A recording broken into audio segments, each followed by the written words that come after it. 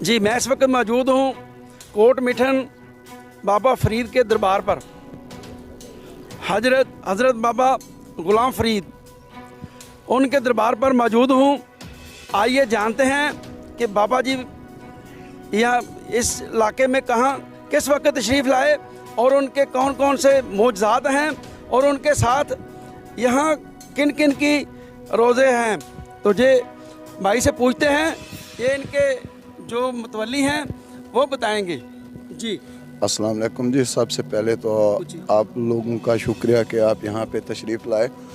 ये मज़ार जो है हज़रत ख्वाजा ग़ुलाम फ़रीद रहमतुल्लाह अलैह का है और क्योंकि ख्वाजा साहब की जो पैदाइश है वो 1856 में हुई थी और ख्वाजा साहब का जो विसाल है वो 1901 में हुआ था। ख्वाजा साहब के साथ जो एक ख्वाजा साहब ने कलाम लिखा है जिसको दीवान फ़रीद कहते हैं। ख्वाजा साहब ने अपनी शायरी के ज़रिए इस्लाम को फैलाने में मेन किरदार अदा किया है, तो उस वजह से ख्वाजा साहब को एक लक़ब दिया गया था सुल्तानुल आशिकीन का।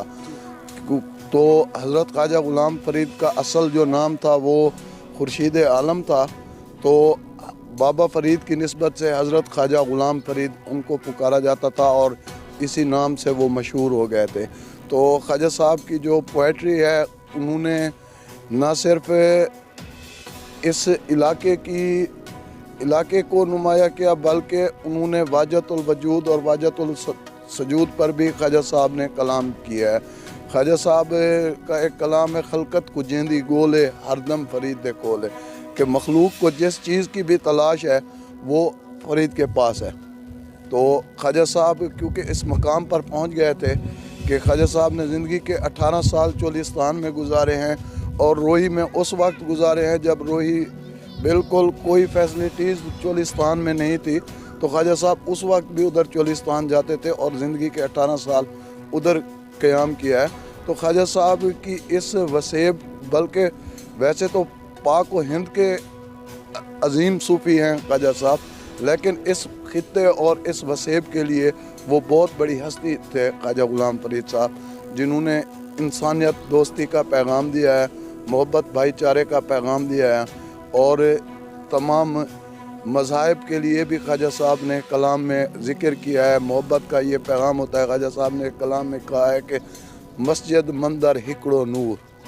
तो ये सारी की सारी चीज़ें जो हैं एक इंसान दोस्ती का पैगाम देने वाली शख्सियत थी और ऐसी अजीम शख्सियत सदियों में पैदा होती हैं। सरकार का कोई मोजज़ा ऐसा हो जो आप बयान करें ताकि इश्क़ मुस्तफ़ा और उनका दीदार। मैं ये बताऊं जी, नवाब ऑफ बहावलपुर जो था ना, वो ख्वाजा साहब का मुरीद था और ख्वाजा साहब के अपने ही शहर में उसकी अपनी ही रियासत थी, क्योंकि ख्वाजा साहब चाचरण शरीफ में उनकी रिहाइश गाह थी और पैदाइश भी उधर थी।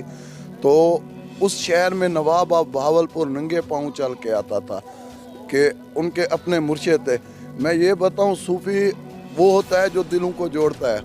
ख्वाजा साहब की करामत में ये आपको बयान करूं कि एक हिंदू औरत थी और ख्वाजा साहब अब रोज़े की हालत में थे, तो वो औरत आई और ख्वाजा साहब को आके पकोड़े पेश किए कि ये खाएं आप। अब ख्वाजा साहब रोज़े में थे, ख्वाजा साहब ने वो पकोड़े खा लिए। लोगों ने कहा जी आपको तो रोज़ा था। ख्वाजा साहब ने कहा कि रोज़े का कफ़ारा तो हो सकता है, किसी का दिल अगर टूट जाए तो उसका कफ़ारा नहीं हो सकता। तो वो जब उस औरत को पता चला कि ख्वाजा साहब रोज़े की हालत में मेरा दिल रखने के लिए ये कहा गए थे, तो वो मुसलमान हो गई फिर। तो ऐसी बहुत सारी चीज़ें हैं जो ख्वाजा साहब के मौज़े हैं। जैसे नवाब ऑफ बहावलपुर से मंसूब है कि उसने रियासत जो है वो लिख के दी हुई थी ना ये अपनी राजपूत बेगम इलाका है, यहाँ पर कोट मिठन दरबार है। तो खानपुर और दीगर इलाके कौन कौन से ऐसे इलाके हैं जो इसको मिलाते हैं? पहले तो ये दरिया होता था, अब ये यहाँ पर बड़ा ब्रिज बन गया, पुल ब्रिज बनने से जी माशाल्लाह, क्योंकि पहले कश्तियाँ होती थी और 3-3 4-4 घंटों की तवील मुसाफत के बावजूद भी ख्वाजा साहब के जो अकीदतमंद लोग थे, क्योंकि ख्वाजा साहब की ज़्यादातर जो मुरीदान सिलसिला है वो रियासत बहावलपुर है ना, तो वहाँ से लोग ज़्यादातर यहाँ पे आते थे। तो पुल ना होने की वजह से उनको बहुत सारी मुश्किलात होती थी। बाज़ दफ़ा लोग गुड्डू से आते थे, डीजी खान से रास्ता आते थे, मुजफ्फरगढ़ पे इधर पहुंचते थे, या इधर कश्ती के हादसे भी हुए थे, आप लोगों को भी इल्म होगा। लेकिन फिर भी लोग यहाँ पे आते थे। लेकिन पुल बनने के साथ आप ये रौनकें देख रहे हैं कि अकीदतमंद लोग जो है वो अब आसानी पुल बनने से आ रहे हैं और यहाँ से फैज़ हासिल करने के लिए आते हैं, सुकून दिली हासिल करने के लिए आते हैं और यहाँ से चले जाते हैं। जी, मैं इस वक्त मौजूद हूँ कोट मिठन में। यहाँ सरकार का रोज़ा है और बहुत से लोग दूर दराज से अकीदतमंद आते हैं और अपनी मुरादें लेकर जाते हैं।